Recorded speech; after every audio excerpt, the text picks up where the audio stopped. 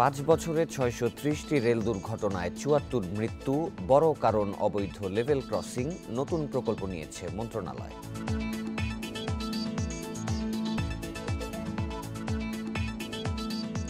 প্রকল্প শেষ হয়ে গেলেও খনন হয়নি রাজধানীর 5 খাল, জমি নিয়ে জটিলতার ভিত্তিহীন অজুহাত ওয়াসার।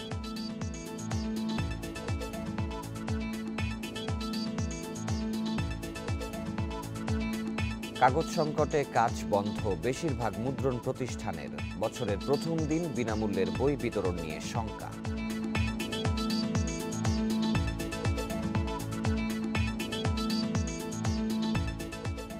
রুবেল বরকতের দুর্নীতিতে থমকে ফরিদপুরের উন্নয়ন, সেতু নির্মাণ, সড়ক সম্প্রসারণ সহ বাতিল ৩৮ প্রকল্প।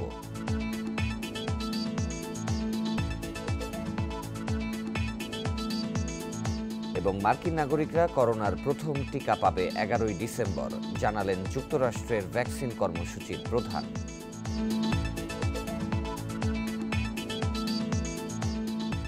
স্বাগত সকাল ৯টার বিরতিহীন ইন্ডিপেন্ডেন্ট সংবাদে। সাথে আছি শাফাত বিন ফরিদ। শুনছিলেন প্রধান শিরোনামগুলো, যাচ্ছে মূল খবরে। গেল 5 বছরে রেলপথে ৬৩০টি দুর্ঘটনায় ৭৪ জনের মৃত্যু হয়েছে, জানিয়েছে রেলপথ মন্ত্রণালয়। এর বেশিরভাগই হয়েছে লেভেল ক্রসিংয়ে। এ ধরনের ঘটনা ও মৃত্যু রোধে প্রায় ৩৫০ কোটি টাকার একটি প্রকল্প বাস্তবায়ন করছে মন্ত্রণালয়।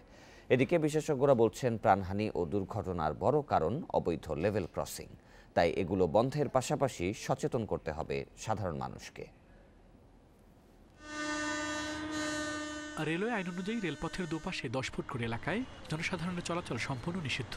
ওই সীমানার ভিতর কেউ প্রবেশ করলে তাকে গ্রেপ্তার করার বিধান রয়েছে। আর দুর্ঘটনায় রেল লাইনে কাটা পড়ে কেউ মারা গেলে তা অপমৃত্যু হিসাবে গণ্য হয়। জনসচেতনতার অভাবে ট্রেনে কাটা পড়ে মৃত্যু ঘটছে প্রতিনিয়তই। তবে সবচেয়ে বেশি প্রাণহানি ঘটছে লেভেল ক্রসিংয়ে বিভিন্ন যানবাহনের সাথে ট্রেনের সংঘর্ষে। এ ধরনের মৃত্যু দুর্ঘটনা রোধে 650টি লেভেল ক্রসিং গেট আধুনিকায়ন, ফ্লাইওভার নির্মাণ, 1800 গেটম্যান নিয়োগ দেওয়া সহ নানা কর্মকাণ্ডে প্রায় 350 কোটি টাকার প্রকল্প বাস্তবায়ন শুরু করেছে রেলপথ মন্ত্রণালয়। এতে দুর্ঘটনা রোধের পাশাপাশি আধুনিক হবে রেল যোগাযোগ। 650 গেটকে আমরা আধুনিক করতেছি, যেগুলো অটোমেটিক করবে, অপারেট করবে। এই যে পদ্মা লিক, যেটা যশোর পর্যন্ত 172 কিলোমিটার, এইখানে যত রেল ক্রসিং করবে সেটা হয় আন্ডারপাস হবে, না ওভারপাস হবে। দেশে প্রায় 1300 বৈধ লেভেল ক্রসিং এর পাশাপাশি রয়েছে 1200-রও বেশি অবৈধ ক্রসিং, অথচ গেটম্যান রয়েছে মাত্র 700। বিশ্লেষক ও দুর্ঘটনা গবেষকরা বলছেন, রেলপথে প্রাণহানি রোধ করতে দেশের সব অবৈধ লেভেল ক্রসিং বন্ধ করে দিতে হবে। আর যেসব ক্রসিং বাজার সহ ব্যস্ত এলাকা অবস্থিত, সেখানে প্রয়োজনীয় লোকবল দিয়ে গেট নিয়ন্ত্রণ করতে হবে সঠিকভাবে। যেসব রাস্তাগুলো তৈরি করা হয়েছে, সেই রাস্তাগুলো অবৈধ লেভেল ক্রসিংয়ে যথাযথভাবে তৈরি করা হয়নি। এগুলো রেললাইনের উপরে যত উঁচু, রাস্তাটি সেরকম উঁচু নয়। অনেক সময় দেখা যায় যে কোনো গাড়ি যখন এই লেভেল ক্রসিংকে ক্রস করতে চায়, রেললাইনের উপরে ওঠার পরে দেখা যায় তার সামনের চাকা অনেক উঁচুতে আর পিছনের চাকাটা অনেক নিচুতে। অনেক ক্ষেত্রে আমরা হেডফোন ব্যবহার করে বা গান শুনতে শুনতে অথবা বেখেয়ালভাবে যখন লেভেল ক্রসিং বা ট্রেন লাইন বরাবর যখন আমরা যাই, তখন কিন্তু দেখা যাচ্ছে দুর্ঘটনা ঘটে যায়। তো এক্ষেত্রে সচেতনতা যেমনটা প্রয়োজন রয়েছে, পাশাপাশি টেকনিক্যাল যে ইস্যুগুলো রয়েছে, ইঞ্জিনিয়ারিং যে ভুলগুলোর কারণে অ্যাক্সিডেন্ট ঘটে, সেটাকে আমাদেরকে নিয়ন্ত্রণ করতে হবে। রেলওয়ে সূত্র বলছে, 2016 সাল থেকে 2020 সাল পর্যন্ত 630 দুর্ঘটনায় 74 জনের প্রাণহানির পাশাপাশি আহত হয়েছেন 248 জন।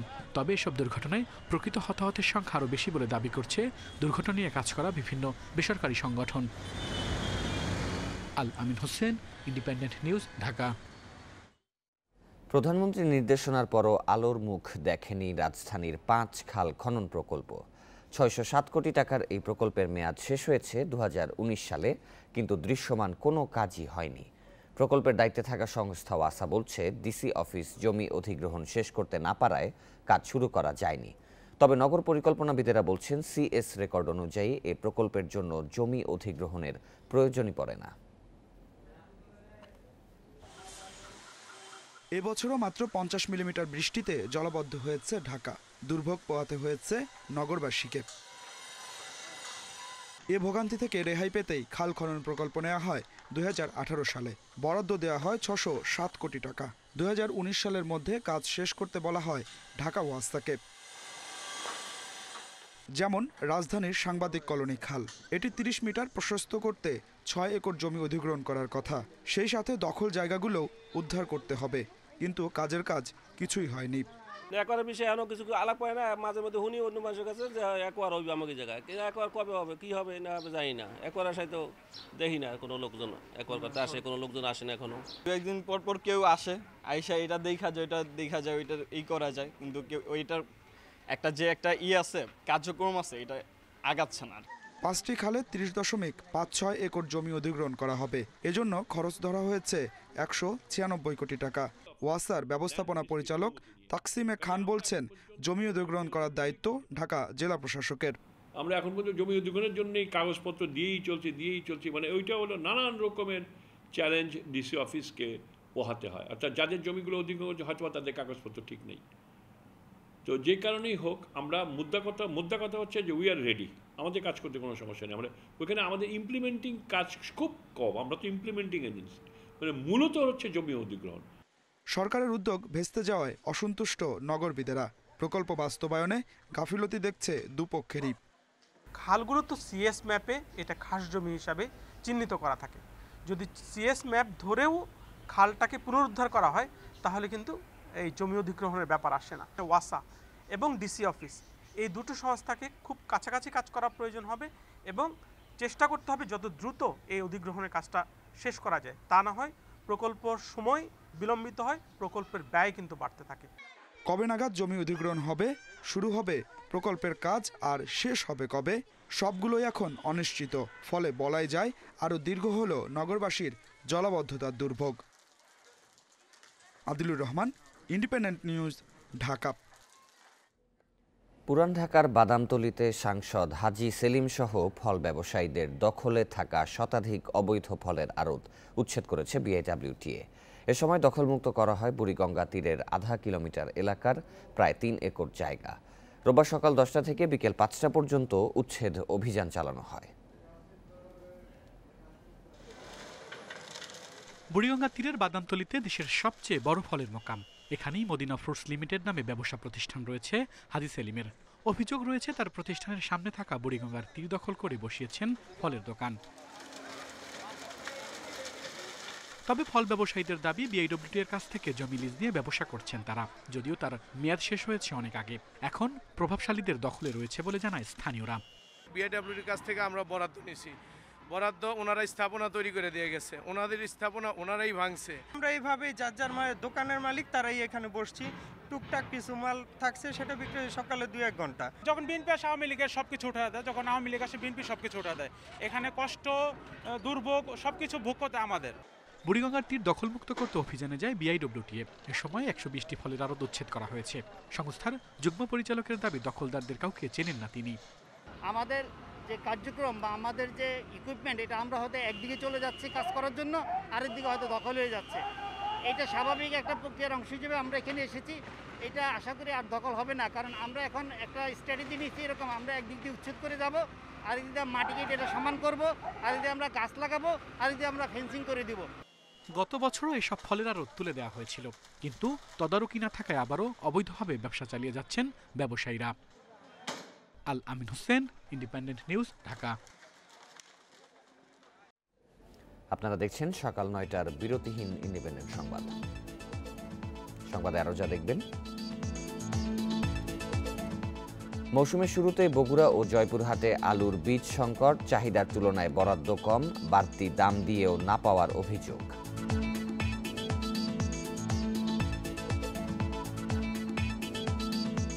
কাল থেকে শুরু হচ্ছে বঙ্গবন্ধু টি-20 কাপ। প্রথম ম্যাচে মুশফিকের বেক্সিমকো ঢাকার প্রতিপক্ষ আশরাফুলের রাজশাহী।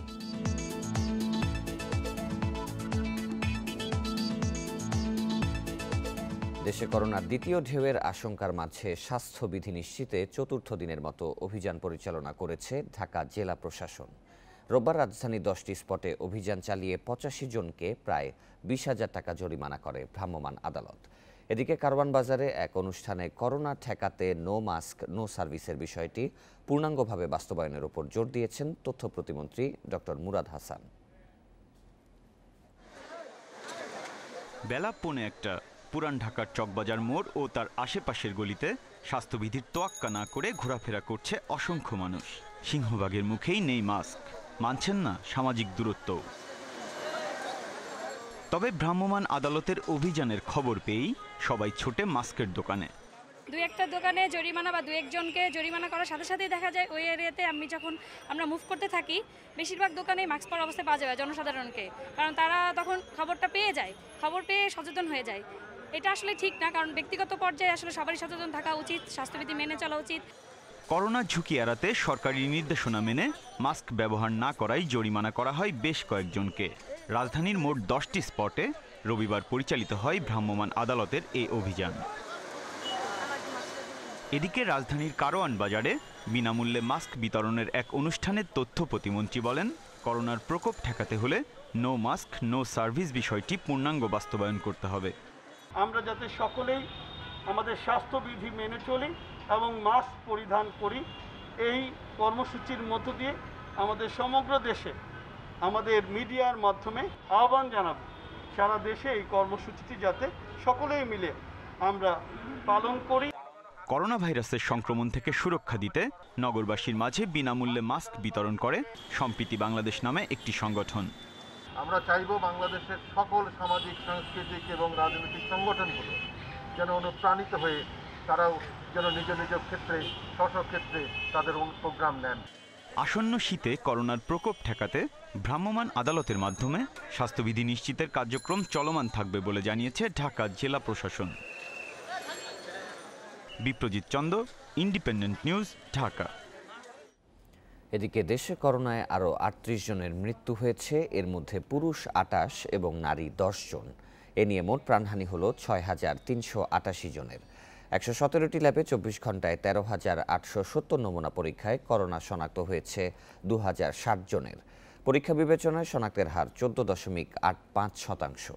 রোববার স্বাস্থ্য অধিদপ্তরের বিজ্ঞপ্তিতে জানানো হয়, দেশে মোট করোনা আক্রান্তের সংখ্যা দাঁড়ালো ৪,৪৭,৩৪১ জনে। সুস্থ হয়েছেন আরও ২,০৭৬ জন। এ নিয়ে মোট সুস্থ ৩,৬২,৪২৮ জন।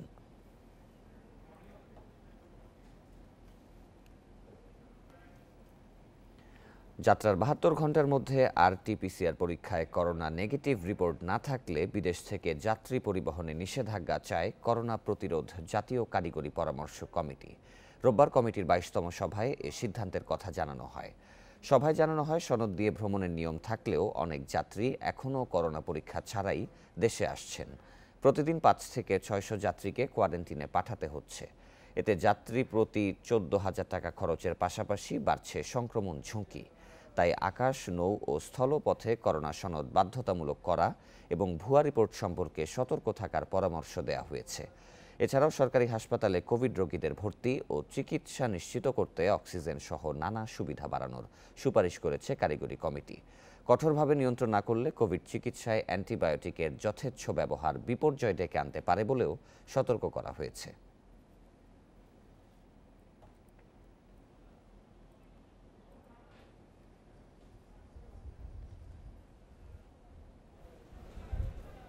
প্রধানমন্ত্রী শেখ হাসিনা বলেছেন, স্বাস্থ্যবিধি মেনে চললে করোনার দ্বিতীয় ধাপও ঠেকানো সম্ভব।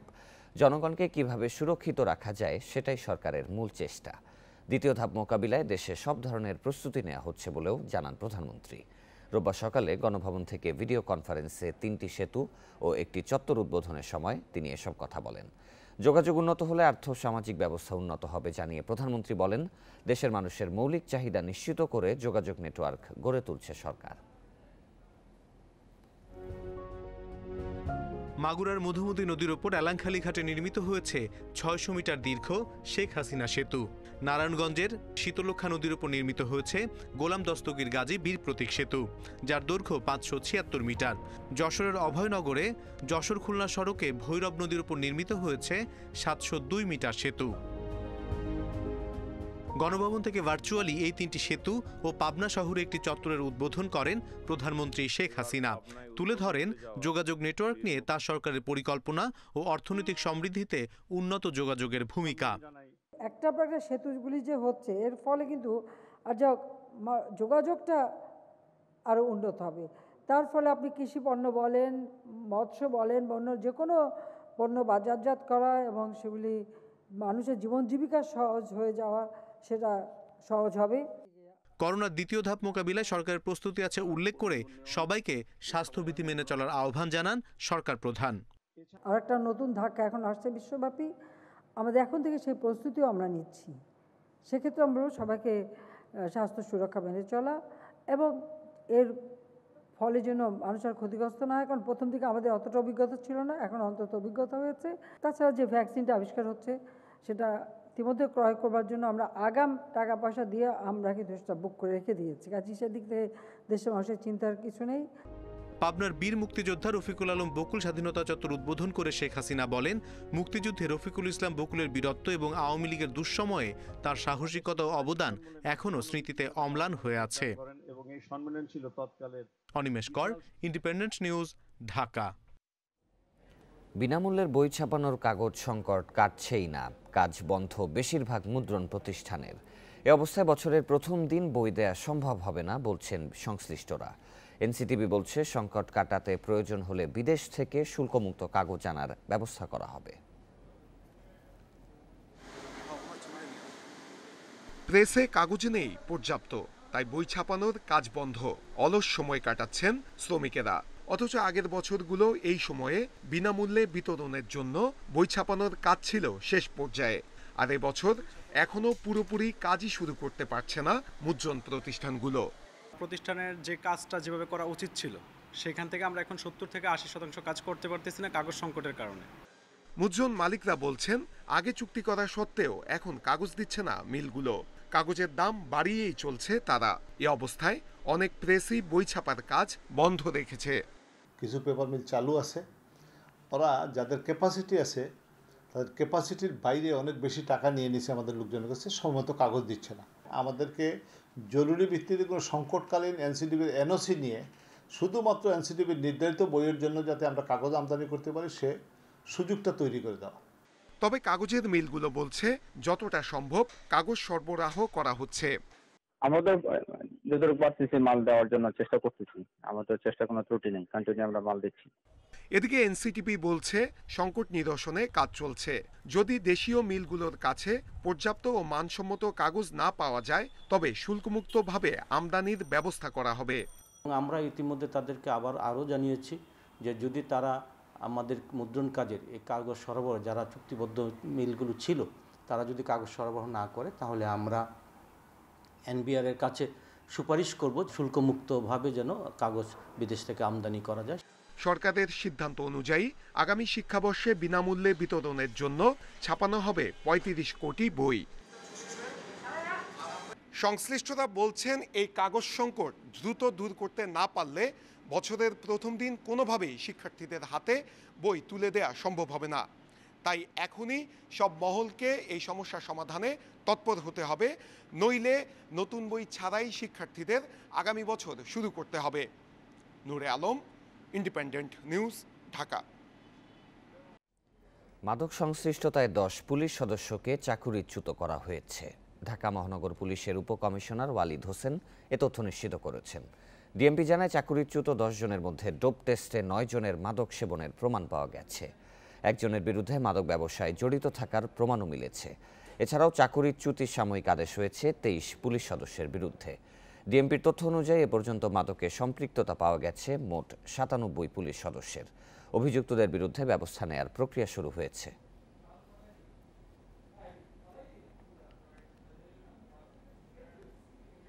নথি জালিয়াতি ও প্রতারণার মাধ্যমে চট্টগ্রাম বিশ্ববিদ্যালয়ের নতুন কলা ও মানববিদ্যা অনুষদের ভবন নির্মাণের ৭৫ কোটি টাকার কাজ নেয়ার অভিযোগে ঠিকাদার জিকে শামীম সহ 2 জনের বিরুদ্ধে মামলা করেছে দুর্নীতি দমন কমিশন দুদক।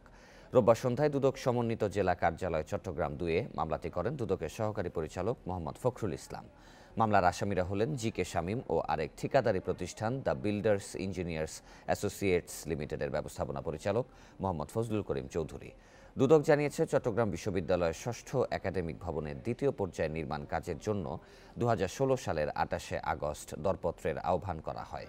সর্বনিম্ন দরদাতা হিসেবে দ্য বিল্ডার্স ইঞ্জিনিয়ার্স GKBL কাজের অনুমতি পায়, কিন্তু প্রাথমিক তদন্তে নথি জালিয়াতির ও প্রতারণার প্রমাণ পেয়েছে দুদক।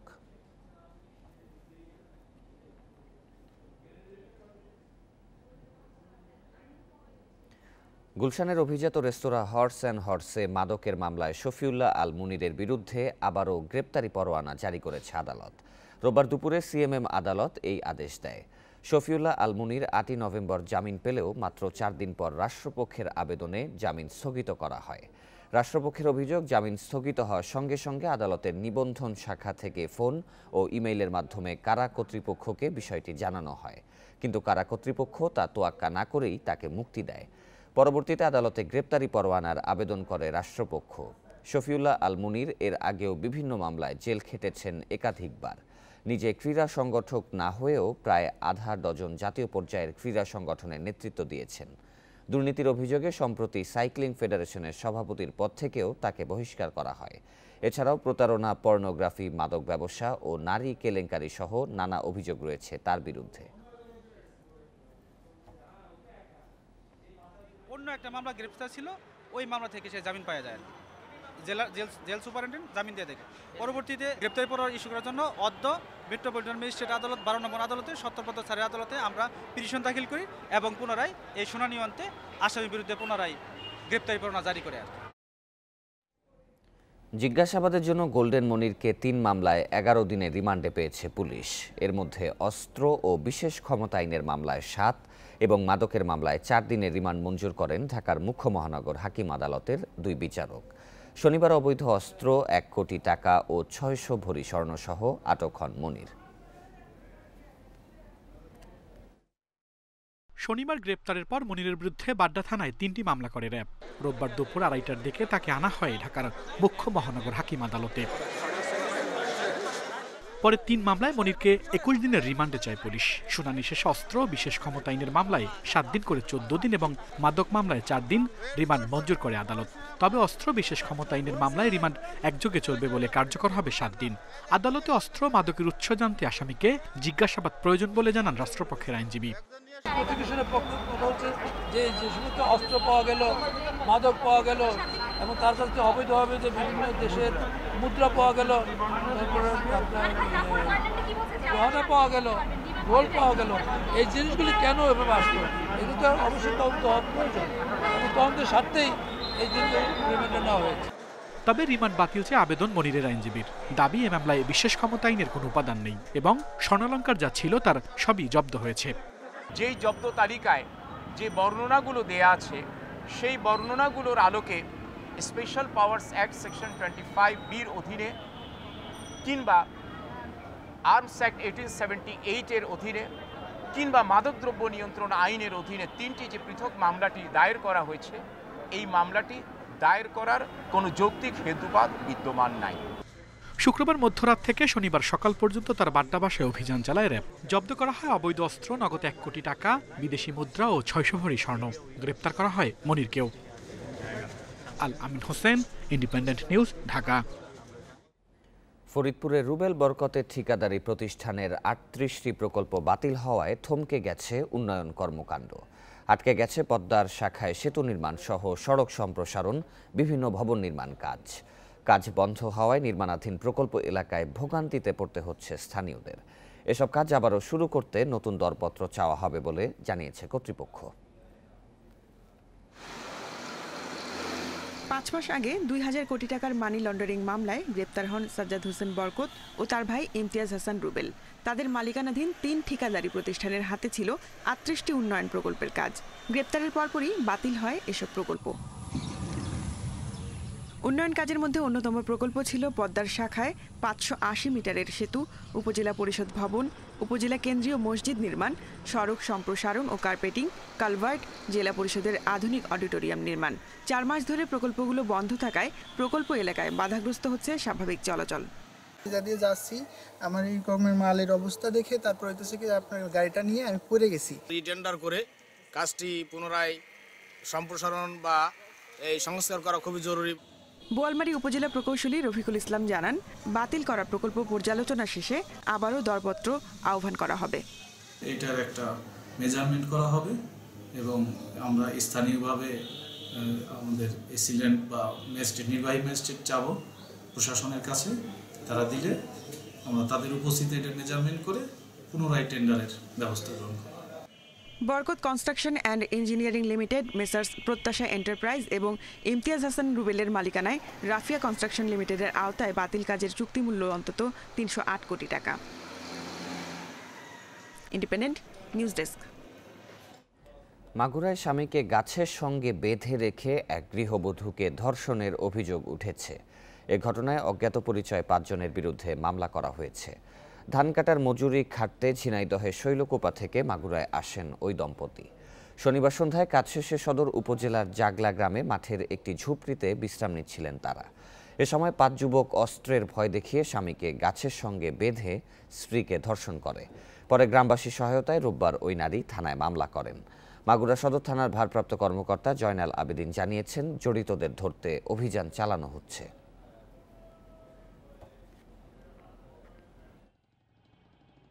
৫ জন লোক এসে আমার গলার পর দাও ধরিয়ে আমারে নিয়ে এক জায়গা পিটমেট করে বাইন্দে গলা ধরে রাখেছে, আর আমার বউরে দাও ধরিয়ে লেগেন রেপ করতে ৫ জন। অভিযোগ দায়ের করছে, ধর্ষণ ঘটনা ঘটছে।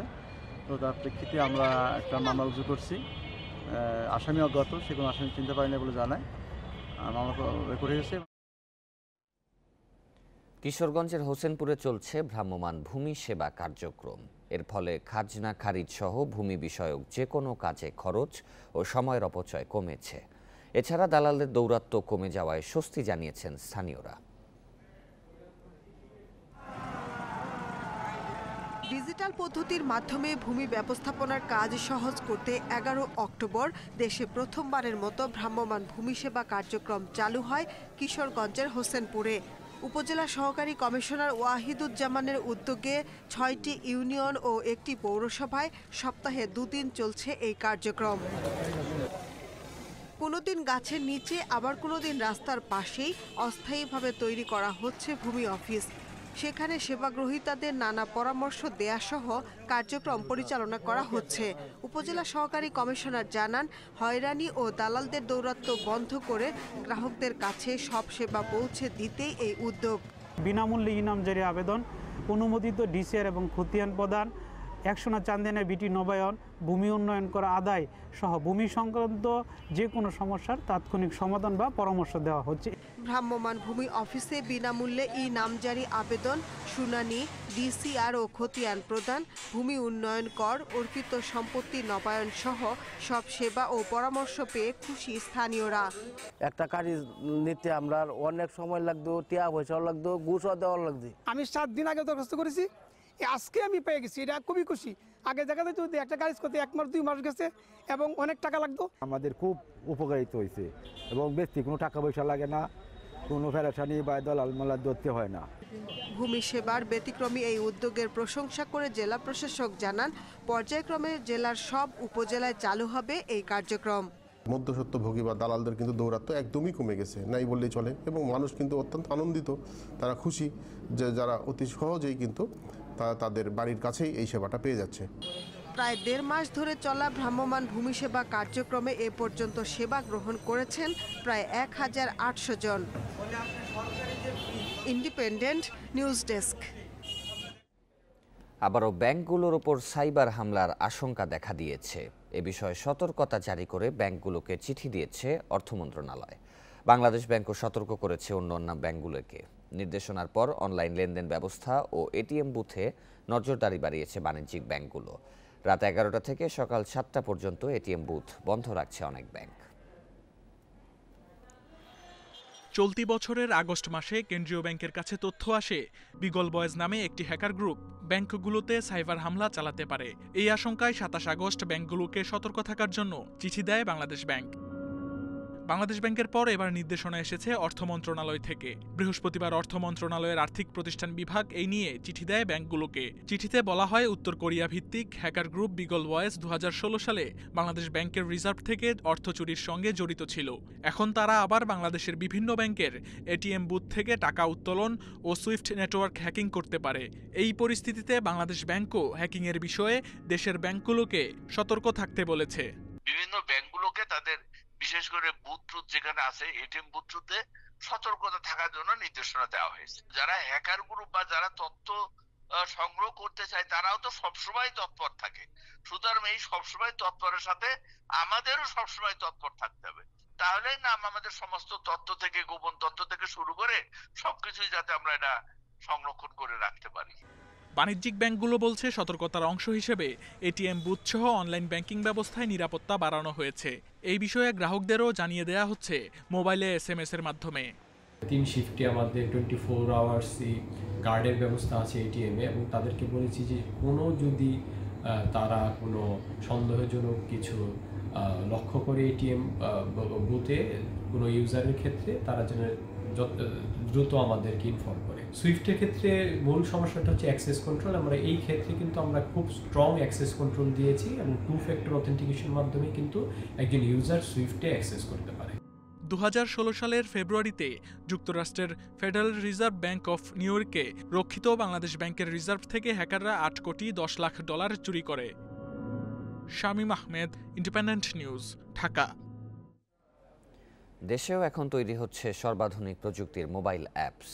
এ খাতে বার্ষিক রপ্তানি আয় বেড়ে দাঁড়িয়েছে প্রায় $2.5 কোটি। তবে দক্ষ জনবল ও প্রচারের অভাবে আন্তর্জাতিক বাজার ধরে রাখা কঠিন হয়ে পড়ছে বললেন উদ্যোক্তারা। দেশে দক্ষ জনবল তৈরিতে বিশ্ববিদ্যালয়ের সিলেবাসে প্রযুক্তি প্রশিক্ষণ অন্তর্ভুক্ত করার উদ্যোগ নেওয়া হয়েছে, জানালেন তথ্য ও যোগাযোগ প্রযুক্তি প্রতিমন্ত্রী জুনাইদ আহমেদ পলক। শুধু স্কুল কলেজের শিক্ষার্থী বা চাকরিজীবী নয়, এখন মোবাইল অ্যাপ ব্যবহার করছেন অটোরিকশা চালকরাও। সারা বিশ্বেই বাড়ছে মোবাইল অ্যাপের ব্যবহার। দেশে এখন তৈরি হচ্ছে রাইড শেয়ারিং, ফুড ডেলিভারি, ট্রেনের টিকিট সহ নানা ধরনের বিশ্বমানের অ্যাপ। দেশে ব্যবহারের পাশাপাশি রপ্তানি হচ্ছে যুক্তরাষ্ট্র, যুক্তরাজ্য, জাপান সহ পৃথিবীর বিভিন্ন দেশে। উদ্যোক্তারা বলছেন, দেশে তৈরি অ্যাপগুলোর প্রচার কম আন্তর্জাতিক বাজারে, আর অনেক অ্যাপে থাকছে ডেভেলপারের মানসম্পন্ন প্রশিক্ষণ না থাকার ছাপ। সর্বাধুনিক প্রযুক্তির ওপর দক্ষতা কম থাকায় অ্যাপ তৈরিতে সময়ও লাগছে বেশি। এতে ক্রেতা হারানোর পাশাপাশি আন্তর্জাতিক বাজারে প্রতিযোগিতায় টেকা কঠিন হচ্ছে। গুগল সার্টিফাইড বা iOS সার্টিফাইড অ্যাডভান্স লেভেলের ডেভেলপার খুঁজতে যাই, তাহলে সেই ডেভেলপারের সংখ্যা আসলে খুবই কম, এবং তাতে যেটা হচ্ছে যে আমাদের মানসম্পন্ন বা ইন্টারন্যাশনাল স্ট্যান্ডার্ডের যে অ্যাপের কোয়ালিটি সেটা ধরে রাখা খুব মুশকিল হয়। সফটওয়্যার ও সেবা পণ্যের নির্মাতাদের সংগঠন বেসিস জানায়, 2017-18 অর্থবছরে অ্যাপ তৈরি করে আয় হয় $2 কোটি। এ খাতে রপ্তানি বাড়ছে বছরে 20% হারে। তবে ব্যাপক সম্ভাবনার এই খাতে রপ্তানি আশানুরূপ বাড়ছে না দক্ষ জনবলের অভাবে। একটা বিশাল সম্ভাবনা সামনে রয়েছে। যদি আমরা এই সম্ভাবনাকে, এই সুযোগকে আমরা কাজে লাগাতে চাই, তাহলে আমাদের স্কিল ডেভেলপমেন্ট ছাড়া অন্য কোনো উপায় নেই। দেশের ও আন্তর্জাতিক চাহিদা অনুযায়ী প্রশিক্ষণের জন্য সরকারের পরিকল্পনা রয়েছে বললেন তথ্য ও যোগাযোগ প্রযুক্তি প্রতিমন্ত্রী জুনাইদ আহমেদ পলক। এই উদ্দেশ্যে শিগগিরই এই খাত সংশ্লিষ্টদের সঙ্গে আলোচনায় বসা হবে।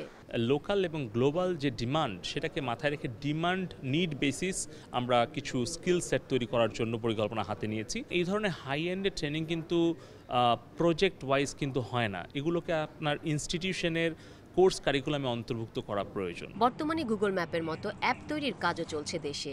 এই ধরনের অ্যাপ বাজারে আসলে নিরাপত্তা নিশ্চিতের পাশাপাশি উদ্যোক্তাদের খরচ কমবে বলে আশা প্রতিমন্ত্রীর। Irin Khatun, Independent News, Dhaka. মৌসুমের শুরুতেই বগুড়া ও জয়পুরহাটে দেখা দিয়েছে আলুর বীজ সংকট। চাহিদার তুলনায় সরকারি বরাদ্দ কম থাকায় এ সংকট তৈরি হয়েছে। বাড়তি দাম দিয়েও বীজ না পাওয়ার অভিযোগ চাষিদের। একই অবস্থা জয়পুরহাটে, চাহিদা মতো বীজ সংগ্রহ করতে না পেরে বিপাকে চাষিরা। এ অবস্থায় দুই জেলায় এবার আলু চাষের লক্ষ্য পূরণ নিয়ে দেখা দিয়েছে সংশয়। বগুড়ায় এবার আলু আবাদের লক্ষ্য 57,000 হেক্টর। এজন্য বীজ লাগবে 85,000 টন, অথচ সরকারি বরাদ্দ 50,000 টন। ভরা মৌসুমে বীজ সংকটের কারণে চাষিকে প্রতিমন আলু বীজ কিনতে হচ্ছে 1600 থেকে 2200 টাকায়, যা গত বছর বিক্রি হয়েছে 1000 থেকে 1200 টাকা দরে। বাড়তি দাম দিয়েও চাহিদা মতো বীজ পাচ্ছেন না চাষিরা। এবার বর্ষাতে টোটের আলু খাওয়া বেশি হয়ে গেছে, বুঝলেন, এই জন্য বীজের দাম একটু বেশি। এবার 1800 টাকা মন, 45 টাকা কেজি, একবার ছিল 30 টাকা 25 টাকা কেজি। বিএডিসির কাছ থেকে 1680 টাকায় বীজ কিনে কৃষকের কাছে 1920 টাকা মন বিক্রির কথা জানান ডিলাররা। তবে বীজ বন্টন নিয়ে কিছু কর্মকর্তার বিরুদ্ধে অনিয়মের অভিযোগ রয়েছে তাদের। বিষয়টা পুনঃতদন্তের মাধ্যমে সঠিক একটা সিদ্ধান্তে আমরা চাচ্ছি যে এটা ঊর্ধ্বতন কর্তৃপক্ষ এটা দেখবে এবং আমরা এটা একটা সঠিক ফয়সালা পাবো। এলাকার চাহিদার উপর নির্ভর করে তালিকা করার কথা জানান বিএডিসি কর্মকর্তা। তবে ডিলারদের বরাদ্দের পার্থক্য বেশি হওয়ার বিষয়ে জানাতে পারেননি এই কর্মকর্তা। আপনার সবজি বীজ বা অন্য কোনো ভ্যারাইটি, আলুর যে অন্য কোনো ভ্যারাইটি যেটা কম চলে সেটাকে আমরা প্রণোদনা দিয়ে থাকি ওই অ্যাস্টারিস্ক দিয়ে। আমাদের জমির পরিমাণ এবং নাম্বার অফ ডিলার এবং ডিলার ওখানে যে আপনার যে কন্ট্রাক্ট নেই সেটাও খেয়াল করেছি এবং আগের যে ট্রেন্ডগুলো সেগুলোকে আমরা দেখেছি।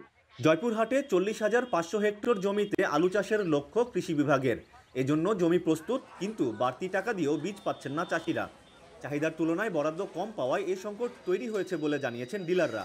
আমার বরাদ্দ 1000 টন, কিন্তু 1000 টন আলু দিয়ে আমি কৃষককে কভার করতে পারছি না।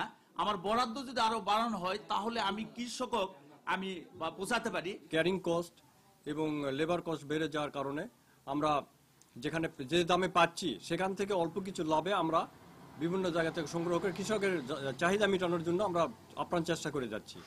কৃষি বিভাগের হিসাবে এবার 50,000 টন আলু বীজের চাহিদা রয়েছে। কৃষক পর্যায়ে 20 থেকে 25,000 টন থাকলেও বাকিটা সরবরাহ করার কথা বিএডিসি সহ বিভিন্ন কোম্পানির। কৃষক পর্যায়ে 20 থেকে 25,000 মেট্রিক টন আলু বীজ সংরক্ষিত রয়েছে। এছাড়া বিএডিসির কাছে আমরা চাহিদা দিয়েছি 15,745 মেট্রিক টন। তাছাড়াও বিভিন্ন কোম্পানিগুলো রয়েছে, যেমন সুপ্রিম সিড, লাল তীর, ব্র্যাক, এসিআই, এই সমস্ত কোম্পানিগুলোতেও আমরা কিছু বীজ সরবরাহ পাচ্ছি। জেলায় এবার সরকারি 13,700 টন বীজ সরবরাহের কথা থাকলেও বরাদ্দ হয়েছে মাত্র 2,100 টন। এ অবস্থায় আলু চাষের লক্ষ্য পূরণ নিয়ে সংশয়ে আছেন চাষিরা। আমিরুল লতিফ, ইন্ডিপেন্ডেন্ট নিউজ, বগুড়া। 24 ঘন্টায় 7,000-এর বেশি মানুষের মৃত্যু দেখল বিশ্ব। নতুন করে করোনায় রোগী শনাক্ত হয়েছে 4,85,000-এর বেশি। এ নিয়ে বিশ্বে করোনায় মৃত্যু ছাড়ালো 13,93,000, আক্রান্ত 5,89,00,000-এর বেশি। প্রায় এক বছরে করোনা বিস্তার ঘটেছে 218 দেশ ও অঞ্চলে। এ পর্যন্ত সুস্থ হয়েছে 4,05,00,000। করোনায় 24 ঘন্টায় যুক্তরাষ্ট্রে 1,33,000 নতুন রোগী শনাক্ত হয়েছে। প্রাণ গেছে 8.5 শতাধিকের। সংক্রমণ বাড়ায় চিকিৎসা দিতে হিমশিম খাচ্ছে হাসপাতালগুলো।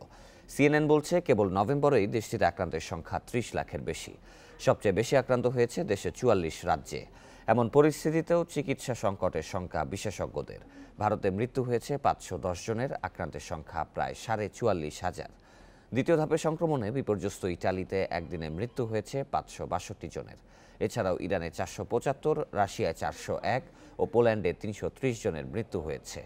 সংক্রমণ কমায় সীমান্ত খুলে দিয়েছে অস্ট্রেলিয়ার বিভিন্ন রাজ্য।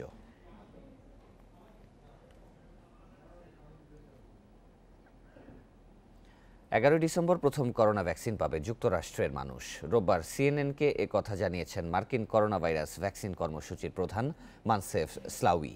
তিনি বলেন, ভ্যাকসিন অনুমোদিত হওয়ার 24 ঘন্টার মধ্যেই তা প্রদানের স্থানে পাঠানোর পরিকল্পনা রয়েছে।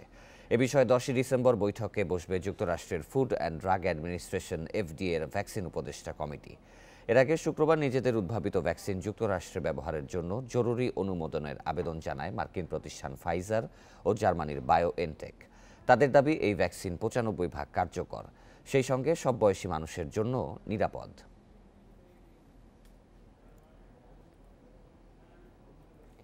চলে গেলেন সাবেক ফুটবলার ও বাফুফের সাবেক সহসভাপতি বাদল রায়।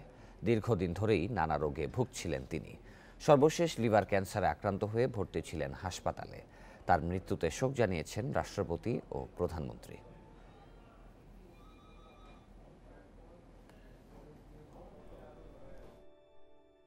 একজন তারকা ফুটবলার, একজন স্বপ্নবিলাসী সংগঠক কিংবা এক প্রতিবাদী কণ্ঠস্বর, সব মিলিয়ে একজন বাদল রায়। দেশের ফুটবলের অভিধানে যার নামের পাশে লেখা থাকবে অসংখ্য উপমা। শুধু ফুটবলার নয়, সফল ক্রীড়া সংগঠকও তিনি। কিন্তু যে ফুটবলের নায়ক ছিলেন তিনি, সেই খেলাকে ঘিরেই অনেক অভিমান জমা ছিল বাদল রায়ের। আর সেই অভিমান নিয়েই চলে গেলেন না ফেরার দেশে। দীর্ঘদিন ধরেই নানা শারীরিক জটিলতায় ভুগছিলেন। 2017 সালে মস্তিষ্কে রক্তক্ষরণের পর স্বাভাবিক চলাফেরা কঠিন হয়ে পড়ে। আগস্টে করোনা আক্রান্তের পর গেল 15 নভেম্বর লিভারে ক্যান্সার ধরা পড়ে বাদল রায়ের। রোববার বিকেলে বাংলাদেশ মেডিকেল কলেজ হাসপাতালে শেষ নিঃশ্বাস ত্যাগ করেন। ফুটবল ধরেই চলে গেছে, যেটা বলছিলাম, জার্সি 10 ছিল, শেষ পর্যন্ত আজকের বিছানাও 10 ছিল।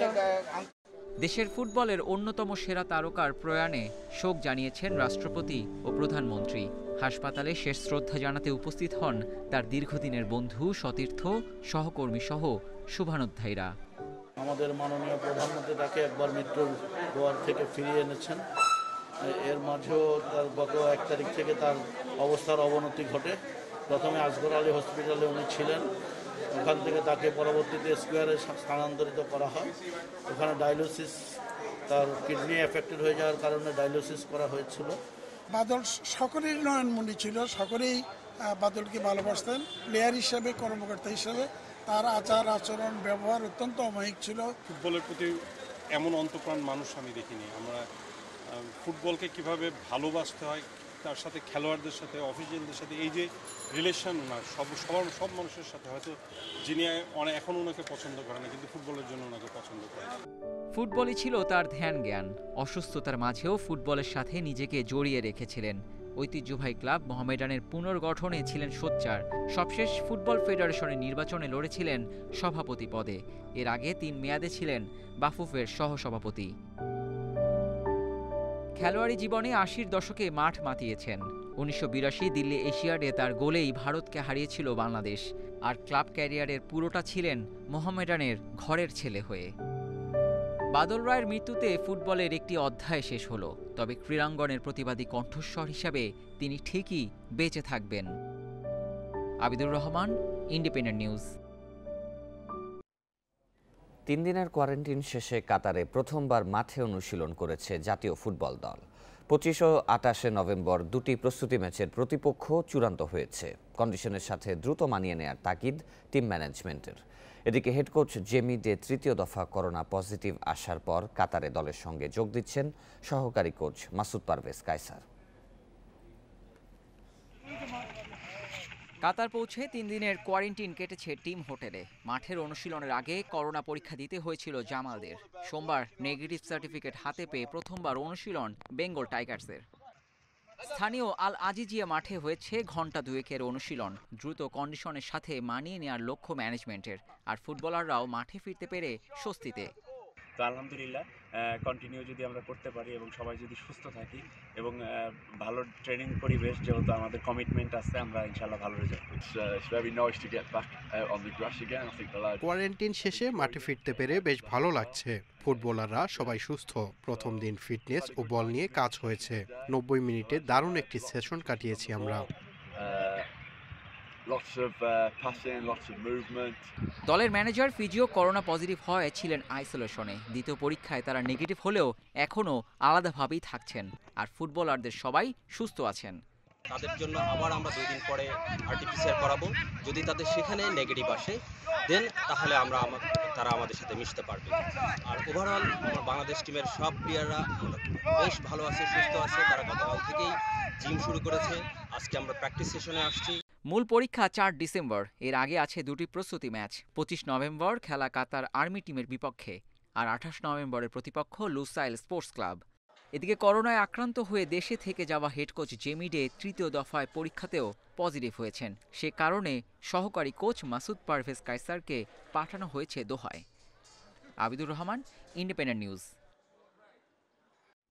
বঙ্গবন্ধু টি-20 কাপে অন্যরকম লড়াই সাকিব আল হাসান আর মোহাম্মদ আশরাফুলের। নিষেধাজ্ঞা শেষে প্রত্যাবর্তনে স্বরূপে ফেরার অপেক্ষায় সাকিব। অন্যদিকে আশরাফুল স্বপ্ন দেখছেন ঘরোয়াতে পারফর্ম করে আবারও ফিরবেন লাল সবুজ জার্সিতে। কাল টুর্নামেন্টের প্রথম দিনেই মাঠে নামছেন এই 2 তারকা। প্রথম ম্যাচে বেক্সিমকো ঢাকার প্রতিপক্ষ আশরাফুলের রাজশাহী, সন্ধ্যায় সাকিবের খুলনা লড়বে বরিশালের বিপক্ষে। ক্রিকেট এক আশ্চর্য চক্র, যেখানে শেষ বলে কিছু নেই। প্রতিটি দিন ম্যাচ শুরু হয় 0 থেকে, সমাপ্তি অসংখ্য প্রথমের অনুভূতি নিয়ে। তারকা খ্যাতি তকমা মানেই নয় শেষ কথা। হঠাৎ করেই দিনের নায়ক হয়ে যেতে পারে আনকোরা নতুন কেউ। চক্রে উত্থানের বিপরীতে সবসময় থাকে পতনের শঙ্কা। সূত্র অনুসরণ না করলে হয়তো মহাপতন। আর এই জায়গাতেই একই বিন্দুতে মোহাম্মদ আশরাফুল, সাকিব আল হাসান। দুজনকে নিয়েই অনেক প্রত্যাশা, সম্ভাবনা, গল্প, কিন্তু হাতে যে নেই খুব বেশি সময়। সেই বিবেচনায় কাজটা কঠিন আশরাফুলের জন্য। 17 বছর বয়সে অভিষেকের যে বিস্ময়, কলম্বো থেকে ক্রমশ ছড়িয়ে পড়েছে কার্ডিফ, প্রভিডেন্স, চট্টগ্রাম সহ অসংখ্য ক্রিকেট বন্দরে। দ্বিতীয় পর্বেও এতটুকু কমেনি রান ক্ষুধা। 2 মাসে 13 কেজি ওজন কমিয়ে ঝরঝরে অ্যাশ, মধ্য 30-এও অনুভব করছেন 23-এর ছন্দ।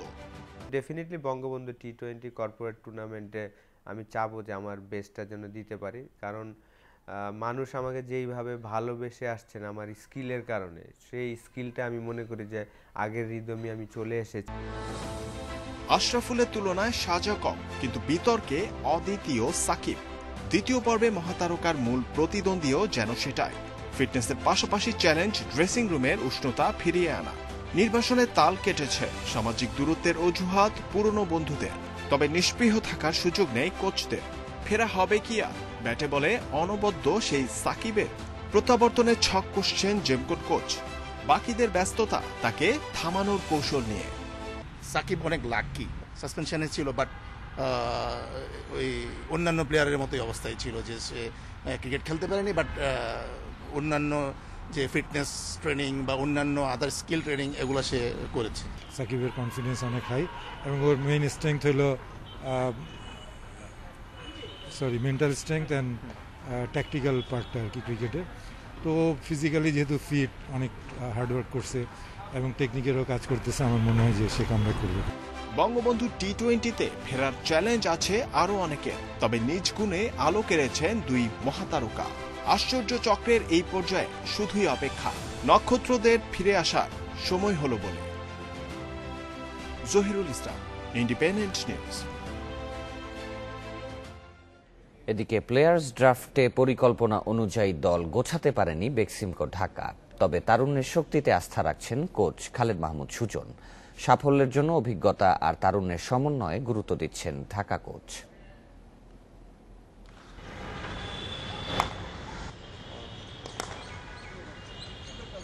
1, 2, 3 4 নম্বর শটটা খেলেই প্রান্ত বদল। ব্যাটিং সেশনে এভাবেই স্ট্রাইক রোটেশনের চর্চা সেরেছেন মুশফিক আর ছোট তামিম। প্রতীকীভাবে দেখলে এই ছবিটি দিচ্ছে ঐক্যের বার্তা, কাঁধে কাঁধ মিলিয়ে সামনে এগিয়ে যাওয়া। বঙ্গবন্ধু টি-20 কাপে দলগত চেষ্টাতেই সমাধান খুঁজছে বেক্সিমকো ঢাকা। মুশফিক, রুবেল, সাব্বিরকে বাদ দিলে দলে নেই খুব বড় নাম। আকবর, তামিমদের কল্যাণে জুটেছে বিশ্বজয়ীর তকমা, তবে বড়দের লড়াইয়ে এখনো রয়েছে অনেক কিছু প্রমাণের বাকি। সেই পর্বে উত্তীর্ণ হতে হলে মেটাতে হবে নির্দিষ্ট কিছু শর্ত। মুশফিকদের সাথে বোঝাপড়াটা ভালো না হলে কঠিন হবে উত্তরণ। ব্যালেন্সড আমি মনে করবো যে আই এম হ্যাপি। টি-20 ফরম্যাটটা আসলে আপনার ওই এক্সাইটিং খেলা, বেসিক্যালি ইটস মোমেন্টামের গেম। আর এই ছেলেরা যারা আমার দলে আছে সবাই কিন্তু পারফর্মার, তো একদিক থেকে আই এম হ্যাপি, যদিও ইয়াং, বাট আমার ফিল্ডিং ভালো হওয়ার কথা। টপ অর্ডারে প্রায় পুরোটাই আধিপত্য তারুণ্যের। টানা 350-র আত্মবিশ্বাস তামিমের, ঘুরে দাঁড়ানোর চ্যালেঞ্জ নাইমের। মিডল অর্ডারে গুরু দায়িত্ব মুশফিকের। রুবেলের পাশাপাশি বোলিংয়ে বাড়তি দায়িত্ব নিতে হবে রানা রনি জুটিকে। মাঠের পারফরমেন্স ছাড়া কোনো কথাই নেই। সবচেয়ে বড় কথা এক্সিকিউশন। মাঠের পারফরমেন্স না থাকলে আপনি যতই ভালো টিম বানান, যত বড় নামই থাকুক, মাঠে আপনাকে খেলতে হবে। ওই দিনটাকে আপনার করতে হবে, মোমেন্টামটা ধরে রাখতে হবে। প্লেয়ার্স ড্রাফটের শুরুতে বড় নাম মুশফিক, এরপরে দান আসার আগেই হাতছাড়া হয়ে গেছে অনেক পরীক্ষিত। পরিস্থিতির কারণে প্ল্যান বিতে আশ্রয় ম্যানেজমেন্টের, যেটা কাজ করবে কেবল সিনিয়র জুনিয়ররা এক হলেই। জহিরুল ইসলাম, ইন্ডিপেন্ডেন্ট নিউজ, ঢাকা। ডমিনিক থিমকে হারিয়ে এটিপি ফাইনালসে শিরোপা জয় করলেন দানিল মেদভেদেভ। রুশ টেনিস তারকার জয় 2-1 সেটে। প্রথম সেটে 6-4 গেমে হেরে পিছিয়ে পড়েন মেদভেদেভ। দ্বিতীয় সেটের শুরুতেও ছিল টিমের দাপট, তবে টাইব্রেকারে টানা 7 পয়েন্ট নিয়ে সমতায় ফেরেন রুশ তারকা। এরপর ফাইনালসের 6-4 গেমে জিতে ক্যারিয়ারের সবচেয়ে বড় ট্রফি উঁচিয়ে ধরেন মেদভেদেভ। মেদভেদেভই প্রথম টেনিস খেলোয়াড় যিনি বছরের শেষ ইভেন্টে র্যাঙ্কিংয়ের শীর্ষ 3 জনকে হারিয়ে শিরোপা জিতলেন। ইংলিশ প্রিমিয়ার লিগে লেস্টার সিটিকে হারিয়ে পয়েন্ট টেবিলে 2 নম্বরে উঠে এসেছে লিভারপুল, সেই সাথে গড়েছে অনন্য এক রেকর্ড। ঘরের মাঠে টানা 64 ম্যাচ অপরাজিত থাকার নতুন মাইলফলক স্পর্শ করল অল রেডসরা। অ্যানফিল্ডে আত্মঘাতী গোলে শুরুতেই এগিয়ে যায় ক্লপের দল, এরপর বিরতির আগে ব্যবধান দ্বিগুণ করেন ডিয়েগো জোটা। আর শেষ দিকে রবার্তো ফিরমিনোর গোলে 3-0 ব্যবধানের বড় জয় নিয়ে মাঠ ছাড়ে অল রেডস। এদিকে সেরিয়াতে ইব্রাহিমোভিচের জোড়া গোলে নেপোলিকে হারিয়েছে এসি মিলান। বিরতির পরপরই জোড়া পূর্ণ করেন ইব্রা। এরপর পায়ের পেশিতে চোট পেয়ে মাঠ ছাড়েন সুইডিশ তারকা। শেষ দিকে বদলিনামা পিটার হাগ গোল করলে ৩-১ ব্যবধানে জয় পায় মিলান। ম্যাচ জিতে শীর্ষে উঠলেও ইব্রার চোটে দুশ্চিন্তা এসি মিলান শিবিরে।